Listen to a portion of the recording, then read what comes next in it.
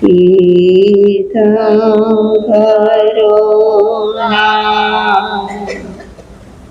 મુખ પાનથી વહેતી રમણ સરસ્વતી ગણધર વિશાળ પ્રજ્ઞા સૂત્રરૂપે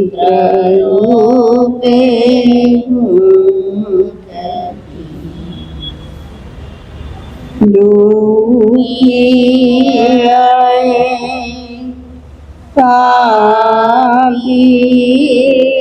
પાપિતણા દુઃખ પાપને નિવારતી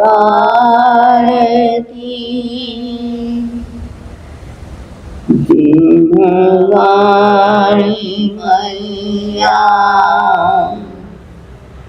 તુજ કૃપાથી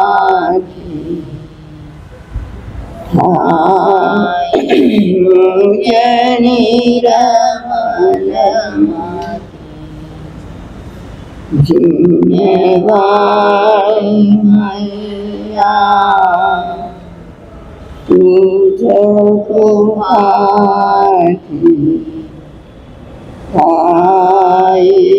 મુજની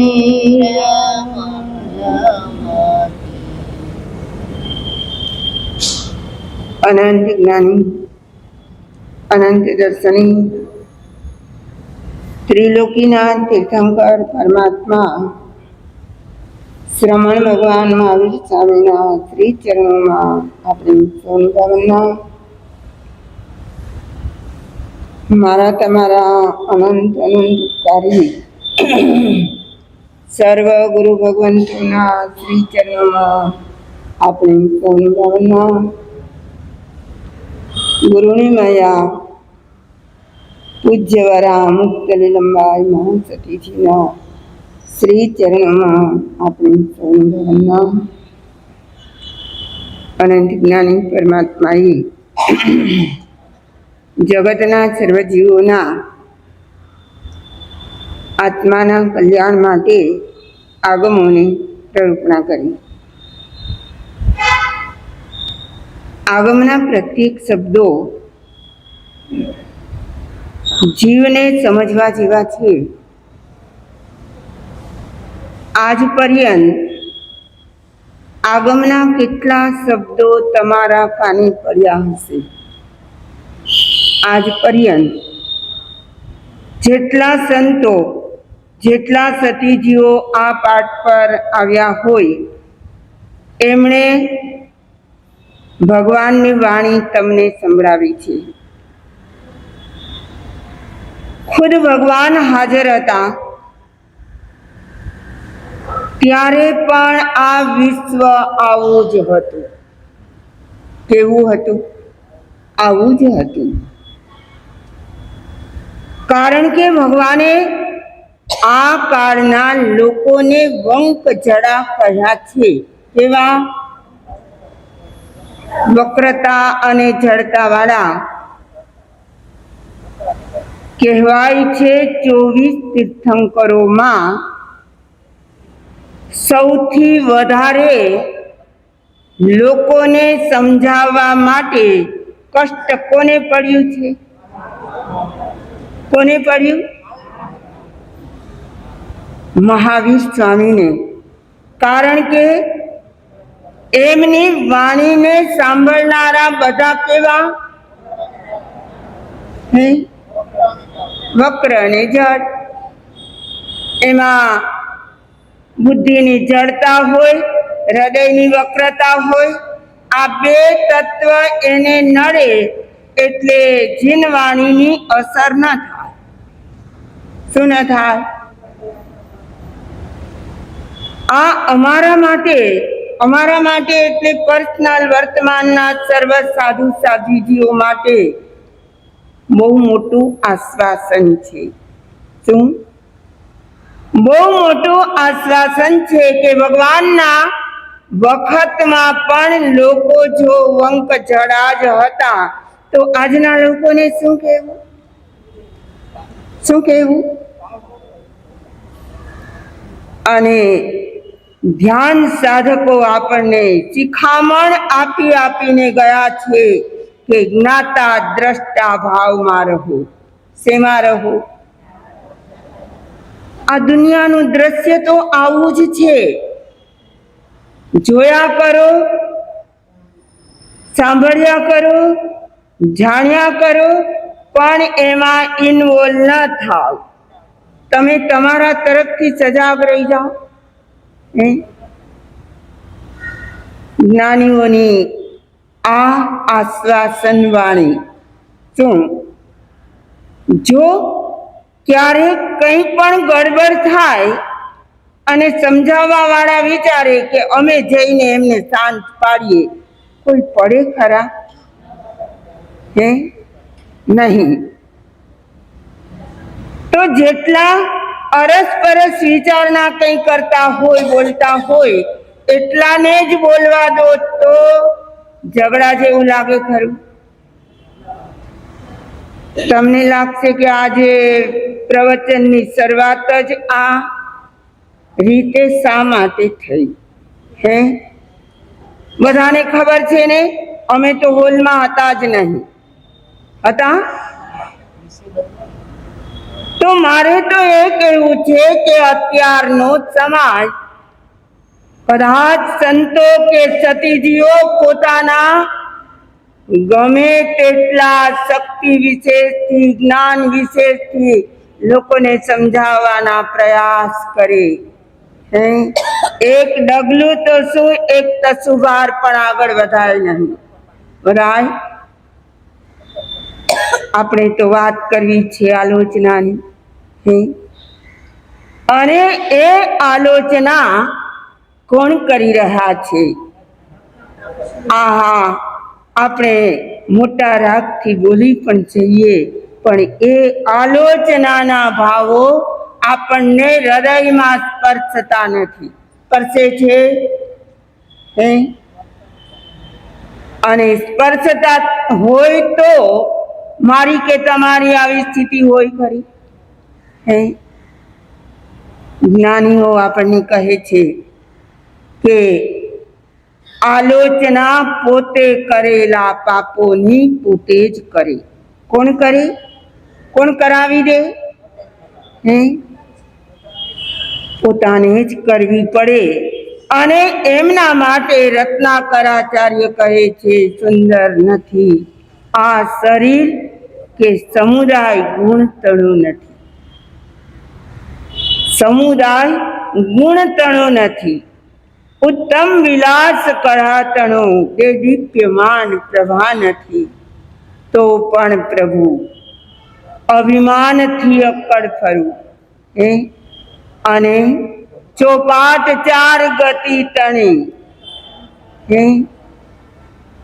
કેટલી ગતિઓ છે? 4 ગતિઓની ચોપાટમાં આપણે રમ્યા જ કરીએ. ક્યારે આરોવારો આવશે? સમજાય છે?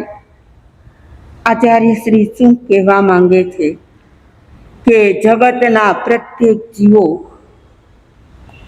ઉપલબ્ધિ મળે તો અભિમાન કરે, હજુ એ સાર્થક. કંઈક મળ્યું છે, સંપત્તિ મળીને અભિમાન કર્યું, એ તો 8 મદના સ્થાનો છે જ. પરંતુ ન મળ્યું હોય તો પણ અભિમાન કરે. શું? કંઈ મળ્યું નથી અને અભિમાન કરવું એ ક્યાં સુધી સારું કહેવાય? શરીર સુંદર નથી મળ્યું, નિરોગી નથી મળ્યું, સૌષ્ઠવયુક્ત કે રૂપવાન નથી મળ્યું, અરે ગુણો પણ નથી, કળાઓ પણ નથી, સાચી સમજણ પણ નથી. અને જગતના જીવો શું કરે છે? આ વૈભવ વિલાસ જે કંઈ ઉપલબ્ધિઓ મળવી જોઈએ એ મળી જાય, અને પછી અગર એ પણ કરવાનું તો ના જ હોય, છતાં કોઈને અભિમાન આવી જાય તો હજુ એમ લાગે કે મળ્યું છે એનું અભિમાન કરે છે. પણ મળ્યું ના હોય અને અભિમાન કરવું એ તો અત્યંત નિંદનીય કાર્ય છે.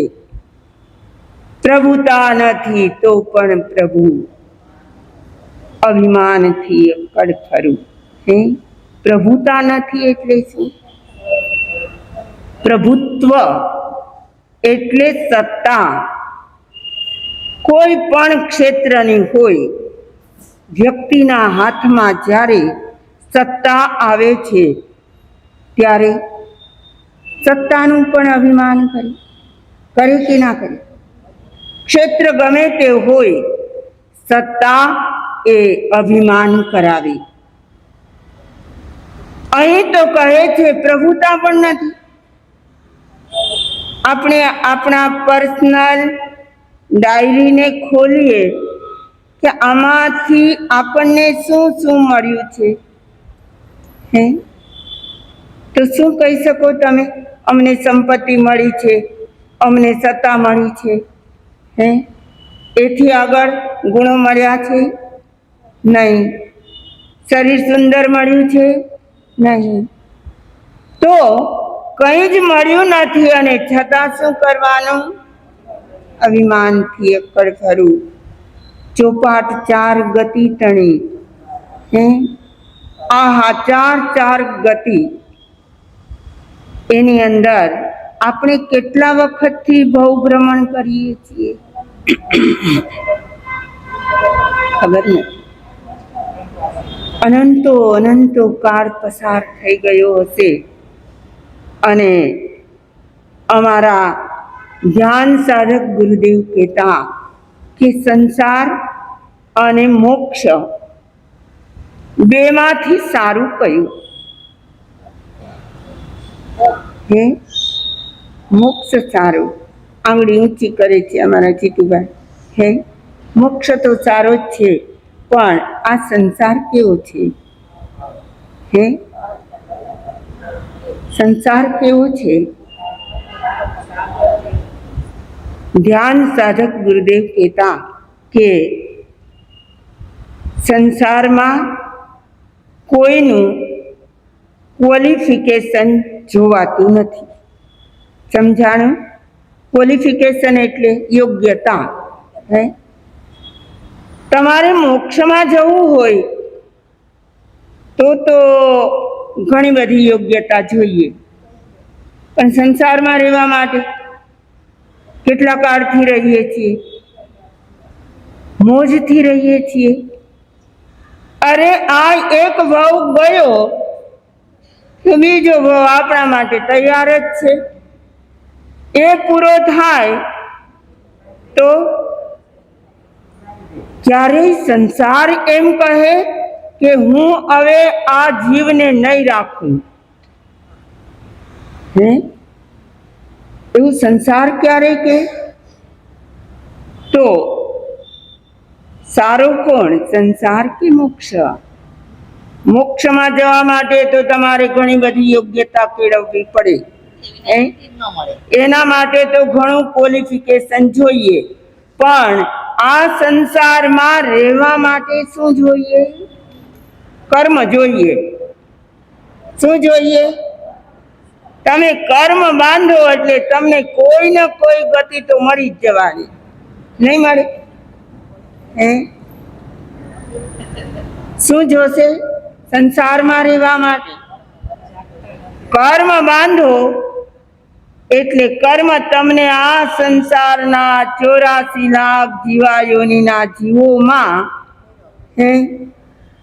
ક્યાંક ને ક્યાંક તો ગોઠવી દે. બરાબર છે ને? તો સારું કયું, સંસાર કે મોક્ષ? આપણા મન પ્રમાણે આપણે કરી શકીએ. આપણે જે રીતે રહેવું હોય તે રીતે રહી શકીએ. કર્મ બંધન, પાપાચાર જે પણ અસભ્યતા બધું જ આપણે કરી પણ શકીએ, અને છતાં પણ કોણ સાચવે આપણને? આ સંસાર સાચવી લે. અને તે છતાં એ તમે જ્યારે નારા બોલતા હો ત્યારે કહો સંસાર છોડવા જેવો છે. દક્ષાબેન કેવો છે? ક્યારે છોડવો છે? છોડવા જેવો છે તો ક્યારે છોડવો છે? મારે તો એ કહેવું છે કે દુનિયાના દરેક વ્યક્તિઓને માટે સંસારના કોઈ ન કોઈ ક્ષેત્રો, સ્થાનો, ગતિઓ, ભવો બધું મળી જ રહેવાનું છે. કીડીને કણ ને હાથીને મણ મળે કે ના મળી? મળી જ રહેવાનું છે. મોજ કરો ને સંસારમાં, શું છે મોક્ષમાં? તમે કહેશો કે ઉર્મિલાબાઈ મહાસતીજી એવું કહેતા હતા કે સંસારમાં મોજ કરો ને, પણ જો આપણી એ મોજ ખરેખર આપણે છોડવી જ નથી અને છૂટતી જ નથી, તો સંતો પણ શું કહે? શું કહે તમને? અરે ભગવાન કઈ ના કરી શક્યા તો અમારી તો સાવ નાની અવસ્થા, ભગવાનના અનંત ગુણો સામે અમે કોણ? તો મારે કહેવું છે કે રત્નાકર આચાર્ય તો આલોચના કરીને પણ હળવા થાય છે.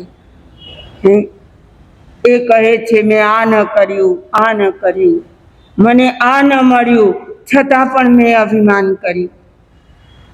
અને છતાં પણ હજુ ક્યાં છીએ? ચાર ગતિના ચોપાટમાં. ચોપાટની રમત આમાંથી કેટલા રમ્યા હશે? એક મનસુખભાઈ, જીતુભાઈ, સુભાષભાઈ, અનિલભાઈ રમ્યા હશે. બહેનોમાંથી પણ ઘણા રમ્યા હશે. એમાં 4 પટ હોય છે, ખબર છે? 4 બાજુ એ કપડાની બનાવેલી, અને એમાં દરેક પટની અંદર કેટલા ખાના હોય? ભૂલી ગયા. 24 ખાના. કેટલા? એક પટની અંદર 24 ખાના, એટલે 96 થયા ને 4 પટના. અને એમાંથી ચોકડી વાળા 3 ખાના હોય. જેમાં ચોકડી હોય એવા 3 ખાના હોય, એટલે એવા 12 ખાના 96 માંથી ઓછા થાય.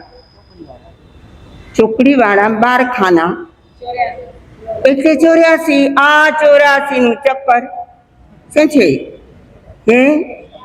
84 ખાના રહ્યા ને, એ છે આ 84 નું ચક્કર. અને જે ચોકડી વાળા સ્થાન હોય, એ રમનારાને ખબર હશે કે એ વૈભવનું સ્થાન છે. એ વૈભવનું સ્થાન છે. અને એમાં રમનારા જે 4 વ્યક્તિઓ હોય એને અલગ અલગ કલરના ચોકઠા આપવામાં આવે. કાળા પણ હોય, લાલ પણ હોય, લીલા પણ હોય અને પીળા પણ હોય. તો કાળા ચોકઠા આ 84 ના ચક્કરમાં 4 ગતિમાં રમનારા આપણે બધા, હું તમે બધા જ, તો માત્ર 4 નથી, આપણે તો ઘણા બધા છીએ, પણ એના 4 વિભાગ કરી નાખીએ. એક છે કાળા ચોકઠા જેવા, કોઈ છે લાલ જેવા, કોઈ છે પીળા જેવા, અને કોઈ છે લીલા જેવા. હવે કોણ ક્યાં આવે એ પોતે નક્કી કરવાનું. કાળા ચોકઠા જેવા કસાય, સંઘર્ષ, ઝઘડા, ટંટા જેને પસંદ પડતા હોય એ આ દુનિયાના કાળા ચોકઠા છે. લાલ ચોકઠા, જેને ક્રોધ બહુ જ આવતો હોય, વાતે વાતે એક પણ વાત એવી ન હોય કે શાંતિથી કહે. એવા લોકો હોય કે ના હોય? માર પછાડ જ કરતા હોય, એના શબ્દોમાં પણ પથ્થર પડતા હોય. શું થાય? બોલે તો મીઠાશ ન લાગે અને ક્રોધના આવેશમાં જ બોલતા હોય, એને કહેવાય લાલ ચોકઠા. હવે પીળો રંગ છે લોભનો.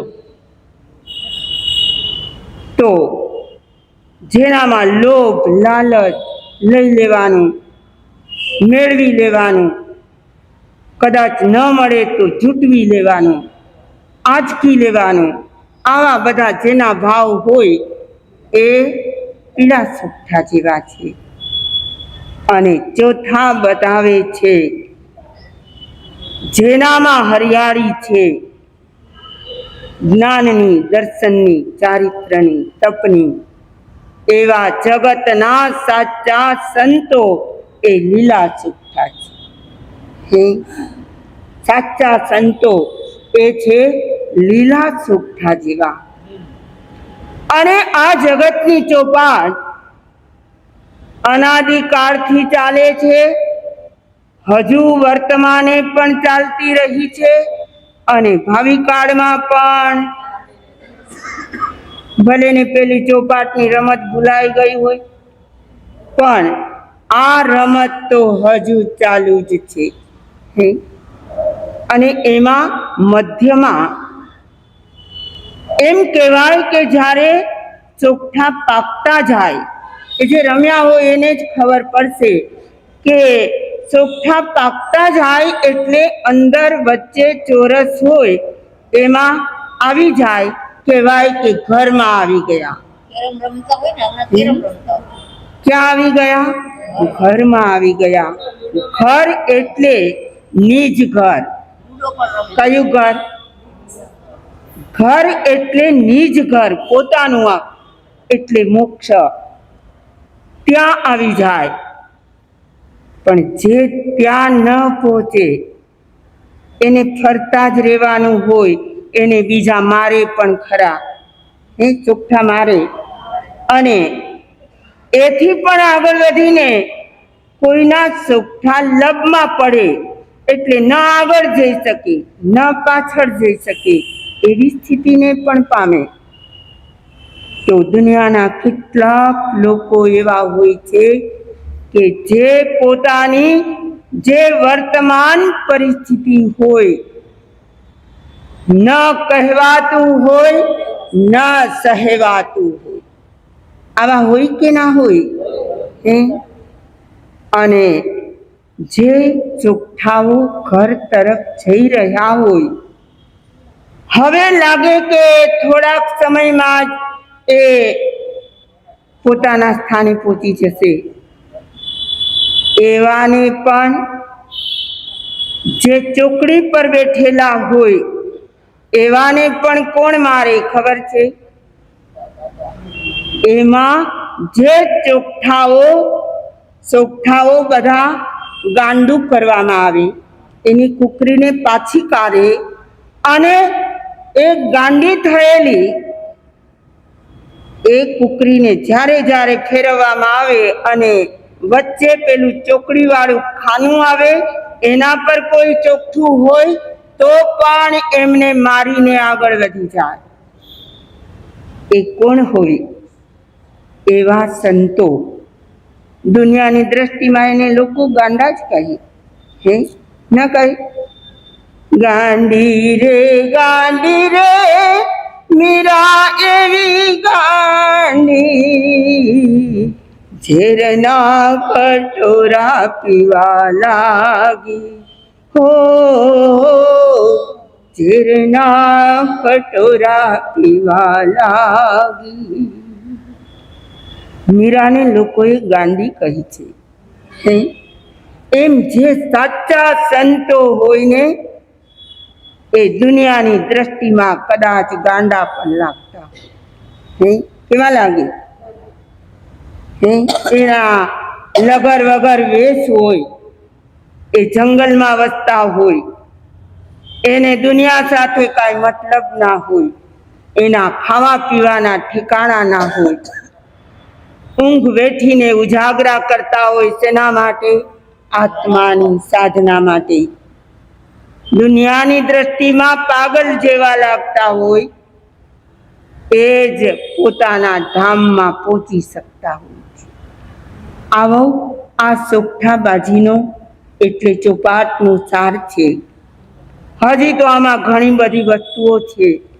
એક કવિએ આ સોગઠાબાજીનું આખું ગીત રચ્યું છે અને ગીતના આધારે જગતના સર્વ જીવોને કેટલા બોધ મળે તેમ છે. મારો અને તમારો આત્મા કયા કારણે આ ચોપાટ જેવી ચાર ગતિમાં રખડ્યો,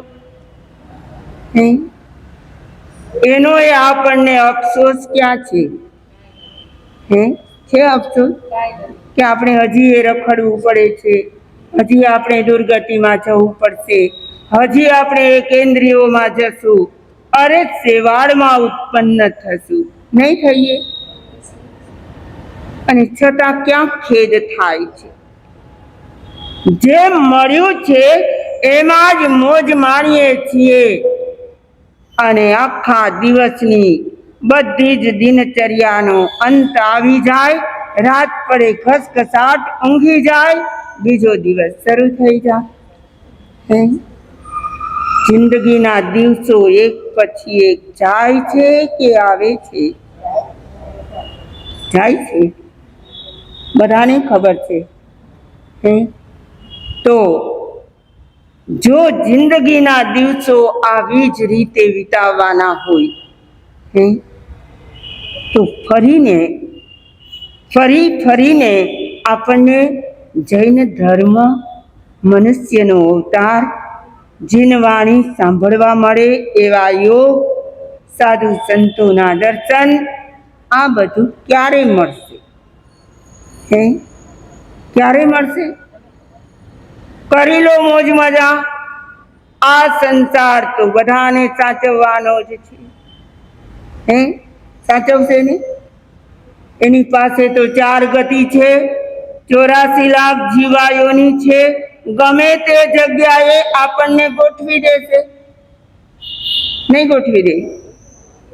કીડી કંઠવામાં પણ અરે કેટલી જાતની જીવાતો છે, સૂક્ષ્મ જંતુઓ હોય, આપણી નજરે પણ ન ચડી.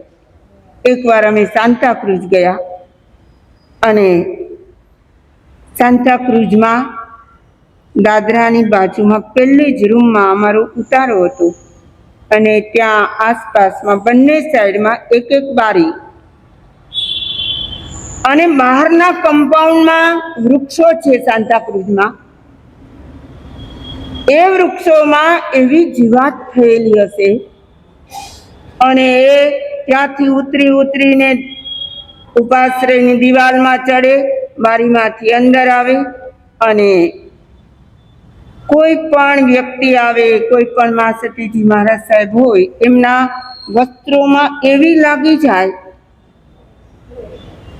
ખૂબ ચર આવે, બળતરા થવા લાગે, પણ દેખાય નહીં.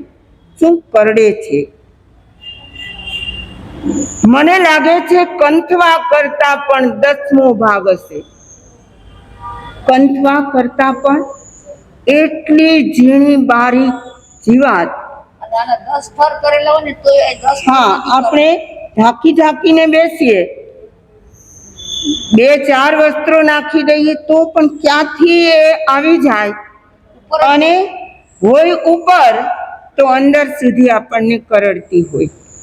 આવી જીવાત અમે જોઈ અને અમારે ત્યાંથી તો વિહાર કરવો પડ્યો. પણ મારે તો એ કહેવું છે કે મારી કે તમારી આવી ગતિઓ તો નહીં થાય. ખબર નથી, આપણા અંદરના મેલાસ, અંદરના પાપો અંદરના દુર્ગુણો કેટલા છે અને ક્યાં સુધી આ કરતા રહેશું, ક્યારે અટકશું, ક્યાં ફેંકાઈ જશું, કાંઈ જ ખબર નથી.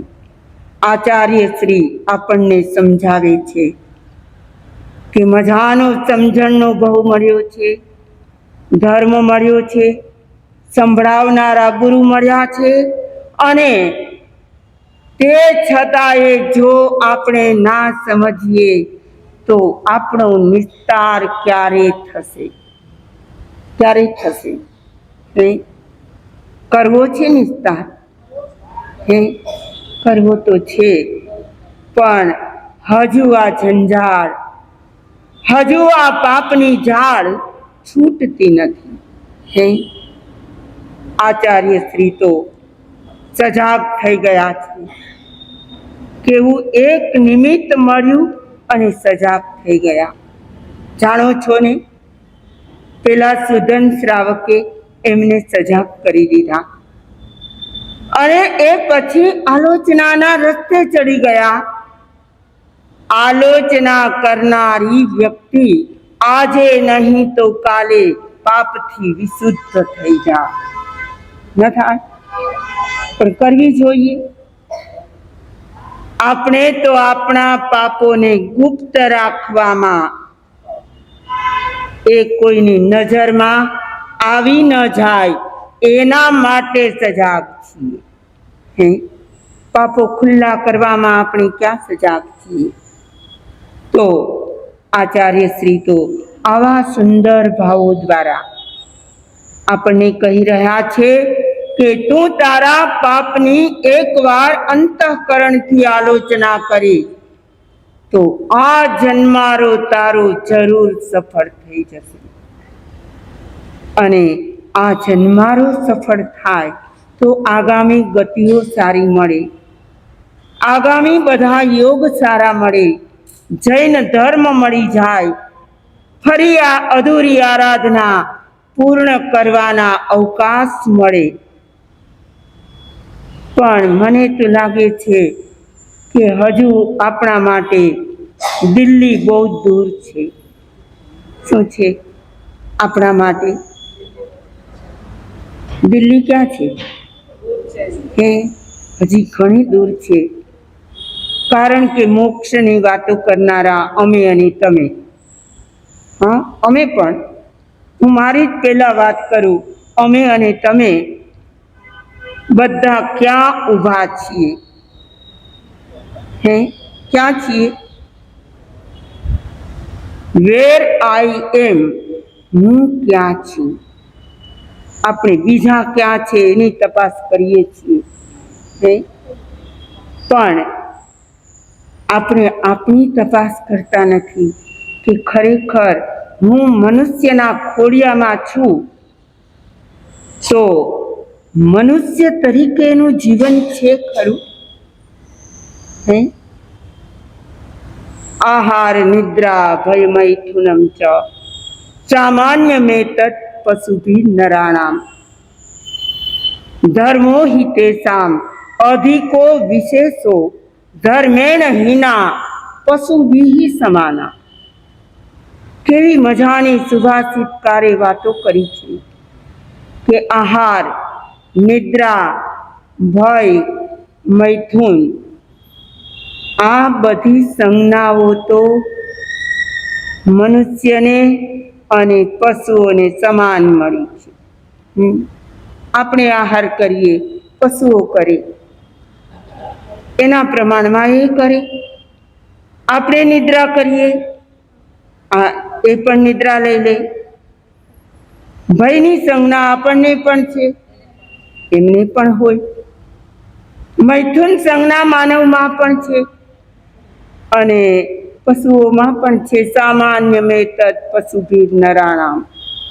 પશુઓમાં અને મનુષ્યોમાં આ ચાર બાબતમાં તો કાંઈ અંતર નથી. સમજી ગયા? તમે ભલે બાસુંદી પૂરી ખાતા હો, એક ઘાસ ખાતા હો, જેનું જેવું જીવન, તો કહે છે સુભાષિતકાર કે વિશેષતા ક્યાં આવી? જો આપણે પણ પશુ જેવા જ હોઈએ, એના જેવી જ બધી પ્રક્રિયા કરતા હોઈએ, તો આપણામાં અને એનામાં શું તફાવત રહે? તો કહે છે ધર્મો હિતેષામ અધિકો વિશેષો. મનુષ્યમાં વિશેષતા શું હોય? એનામાં ધર્મ હોય, અને પેલા પશુઓ પક્ષીઓમાં ધર્મ ના હોય. આપણામાં ધર્મ છે કે નથી? તપાસીએ. ધર્મ આપણામાં વિશેષતા એ હોય, અને એના કારણે જ માનવ જન્મની વિશેષતા હોય, તો ક્યાંય ધર્મ દેખાય છે ખરો? હે?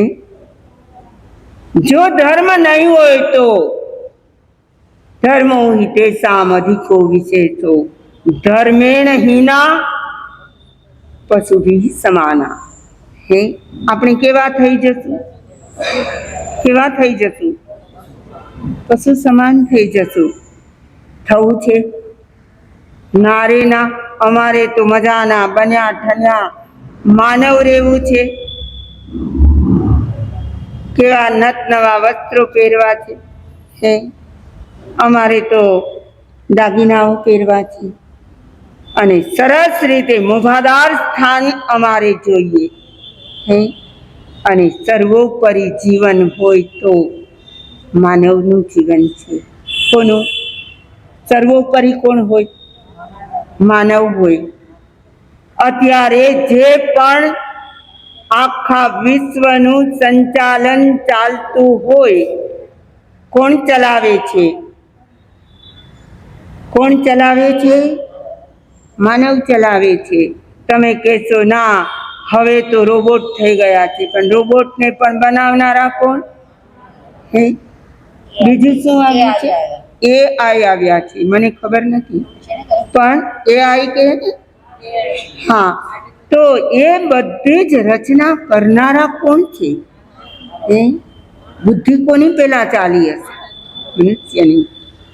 તો આપણે પશુ બનવું નથી, પશુ જેવા રહેવું નથી, અને યંત્રવત જીવન જીવવું નથી. એમના માટે પ્રાધાન્ય કોને આપશો? કોને આપશો? ધર્મેણ હીના પશુભિઃ સમાના. અગર ધર્મ નહીં હોય તો મારું તમારું સૌનું જીવન, એમાં કોઈની મોનોપોલી નથી. હે, જે ધર્મ વિનાના એ પશુ સમાન. તો આવા આપણે ના બનવું હોય તો ધર્મને પ્રાધાન્ય આપીએ, ધર્મમય જીવન જીવીએ, જેથી કરીને આપણે માનવમાંથી મહામાનવ બની શકીએ, અને પરમ માનવ બની શકીએ, અને માનવ ગતિને પાર કરીને સિદ્ધ ગતિને પામી શકીએ.